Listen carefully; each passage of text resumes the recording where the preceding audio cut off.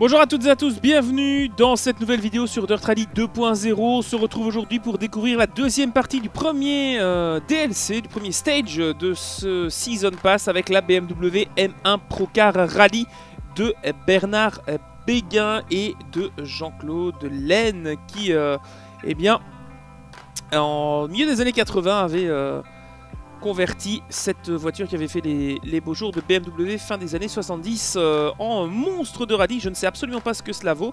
Vous avez évidemment dans la description les liens qui vous ramènent vers le Season Pass et surtout l'achat de cette voiture qui est disponible depuis le 9 mars du coup sur PC et sur console. On ne va pas tarder à se lancer tout de suite à l'assaut de cette piste espagnole. C'est parti.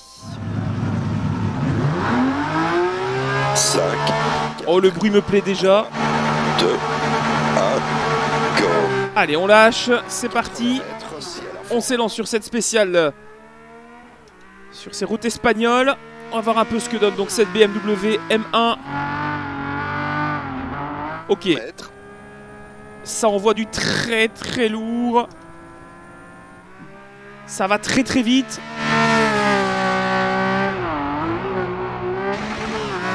L'arrière glisse.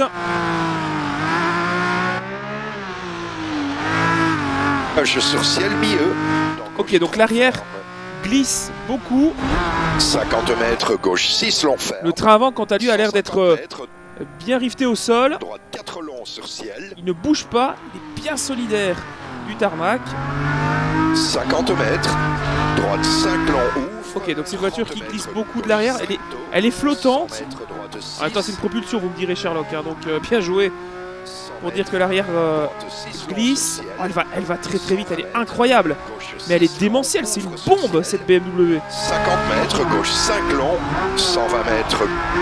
Alors, il faut savoir que cette voiture a été 30 mètres, droite 5 promue par BMW en 79 et en 80 à travers les Grands Prix de Formule 1, payant par millions de dollars en cash les champions du monde de Formule 1 pour en faire la promotion. Voiture qui avait été faite d'ailleurs avec Lamborghini, au niveau du dessin notamment, et qui avait d'ailleurs pas vraiment été confirmée d'avoir été produite au nombre d'exemplaires suffisant pour aller en compétition en version routière. C'était la réglementation de l'époque, hein, bien sûr.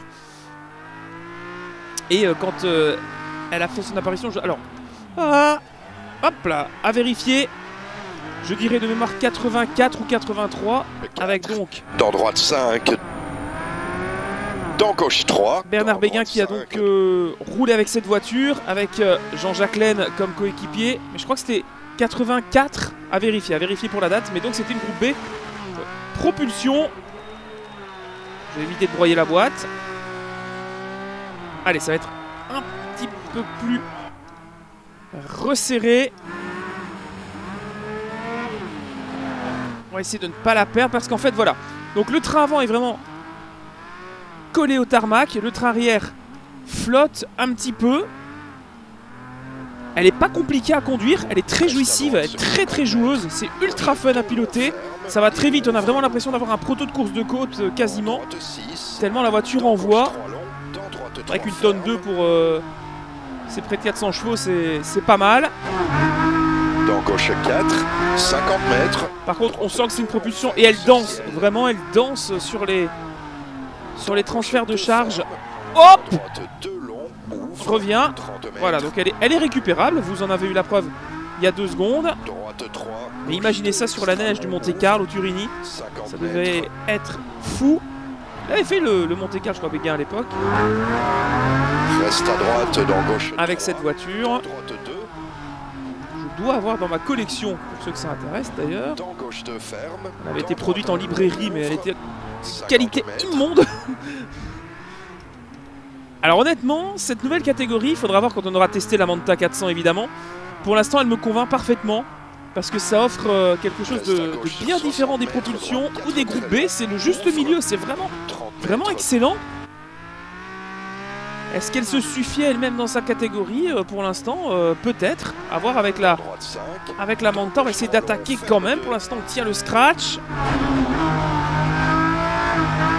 Si, c'est un peu plus sinueux. C'est dommage parce que imaginez le rallye d'Allemagne avec cette voiture de Dirt 1 où c'est flat out non-stop. Quand il sortira à la fin des DLC, je crois qu'il sort fin juin, il faudra tester cette voiture sur ce segment de route en asphalte, parce qu'elle doit s'exprimer comme aucune autre voiture à ce stade-ci du développement dans Dirt Rally 2. Oh là là, qu'est-ce qu'elle est fun! Alors par contre, ça demande de bosser un petit peu au niveau du volant. Et tout au frein, hein. Franchement, tout au frein, elle se place sans aucune difficulté. Oh, ça donne envie tellement d'attaquer, mais je comprends qu'on pouvait se tuer avec une voiture comme celle-là. Ça fait peur, c'est incroyable, franchement c'est génial.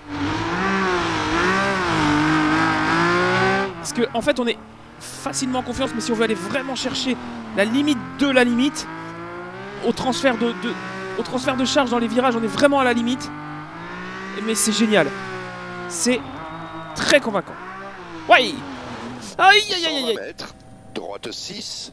Ben voilà, fallait bien que je la sorte. Voilà, on va repartir. Elle est bien une petite faute quand même avec cette voiture, elle est tellement monstrueuse.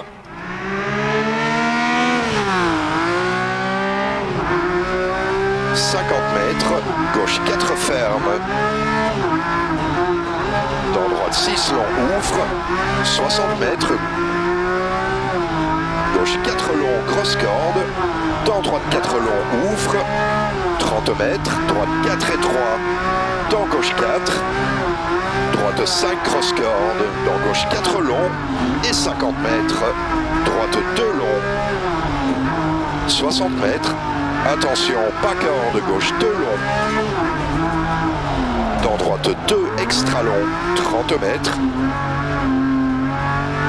Attention, gauche 5 long, ferme 3. 30 mètres. Droite 6 long, arrivée. Et 80 mètres. Et l'arrivée, magnifique. Bravo. Eh ben elle est géniale. Très belle expérience avec cette voiture, très convaincante et Je pense magnifique. que nous l'avons fait. Vérifions les temps. Ce que je peux vérifier, c'est que l'avant-droit est assez endommagé et qu'on a quand même commis une belle faute. Au-delà de ça, merci d'avoir suivi la découverte de cette BMW M1 qui est pour l'instant très impressionnante et sans doute la voiture la plus flippante que j'ai testée avec les groupes B dans ce Dirt Rally 2.0. Vous avez dans la description le lien pour l'achat du jeu sur Games.net qui me soutient, c'est important, ainsi que le Season Pass. Je compte sur vous évidemment pour liker et partager cette vidéo. Vous êtes très nombreux à apprécier ces tests et ces découvertes, notamment avec le Monte Carlo. Merci de me donner également en commentaire votre avis sur cette voiture si vous l'avez essayée. Et nous on se donne rendez-vous dans très peu de temps pour découvrir ensemble l'Opel Manta 400. Merci de votre attention, bon amusement en piste les amis, quelle que soit votre simu favorite, et à la prochaine. Ciao.